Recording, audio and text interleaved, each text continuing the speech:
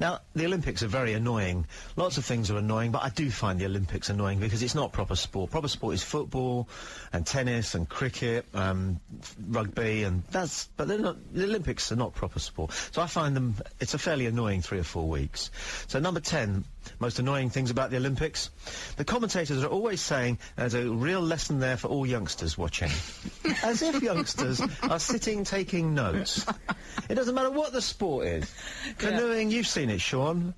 Canoeing, it doesn't matter what the sport is at the Olympics. The commentator will say there's a really good pointer there for all youngsters watching. They're always trying to promote that wonderful spirit. Crud idea. Everyone going out and learning sport. If you do that, you'll be a gold medalist in 20 years. Number 9, the rowing. The rowing was really annoying because of those 2 blokes who kept winning gold. Redgrave. Redgrave and Pinson. Rubbish. That was... Brilliant Olympiads. Yeah, absolutely not. Olympiads are proper sports people. This is rowing. This is the sport you do if you can't catch. Rowing is a very physically demanding sport. That's why we're all doing it, isn't it? It's rubbish. Leave it to the East Germans. 8. Us not sending a football team. I find that the most annoying thing about the Olympics by a distance, apart from the next 7. We don't send a football team because if we did, apparently, Sepp Blatter would make us have a Great Britain team in the World Cup. So we miss out on the best sport at the Olympics. That's silly. Am I right or right? Would you be in favour of a Great Britain team? Yeah, I would, because there wouldn't be any Scotsmen in it anyway. So... But not good enough. No, and it would mean we'd have Ryan Giggs, and if we'd had Ryan Giggs at the last couple of World Cups, I think we'd have done all right. That is the only player that people quote, where they say, that's because he's the only player who's good enough. A few years ago, in Roy the past, Keane. and in the past there's been Georgie Best, hasn't there? And the Scots used to have a few footballers. So yeah, I'm in favour of it.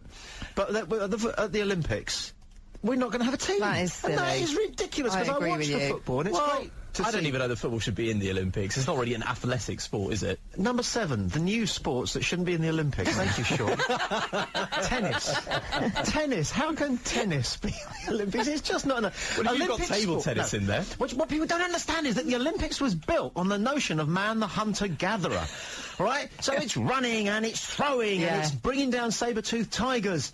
It is not ping-pong.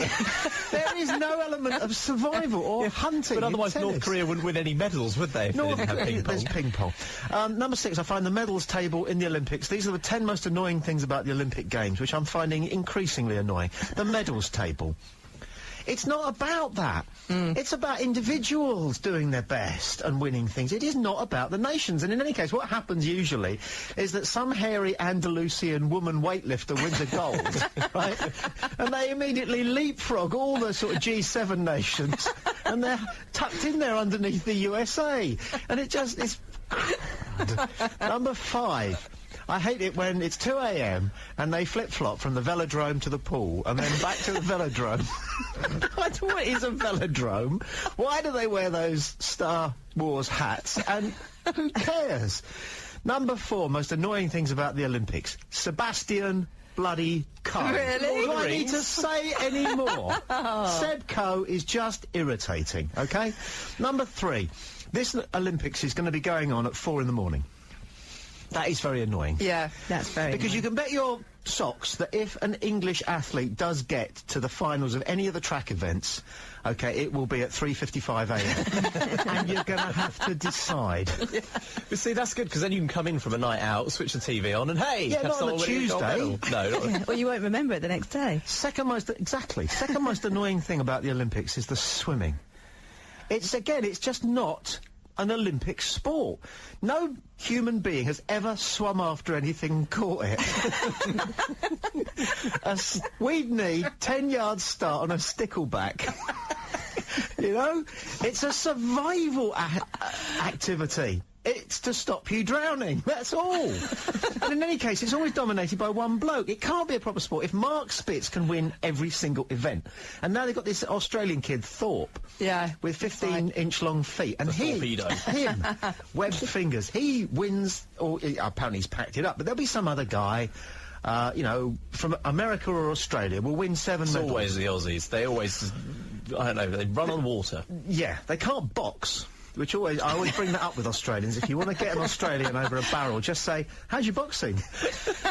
If this is the most annoying thing about the Olympics, English athlete, semi-finals. he comes 5th. Okay? Yeah.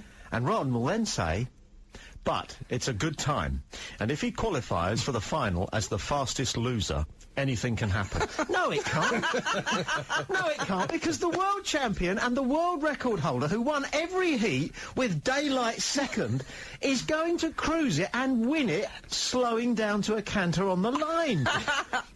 And we'll just be disappointed because the English guy will do quite well to be there and thereabouts for the first 15 yards. There's always, the commentators always have to G them up, don't they? It's always, he'll be very pleased with that, a personal best. Yeah. He struggled to the line in 7th, but he'll be very pleased. Qualify, but that little thing, he's down at the bottom there. You get the 8 athletes and all the flags, and down at the bottom, UK, 12 hours, brackets, PB.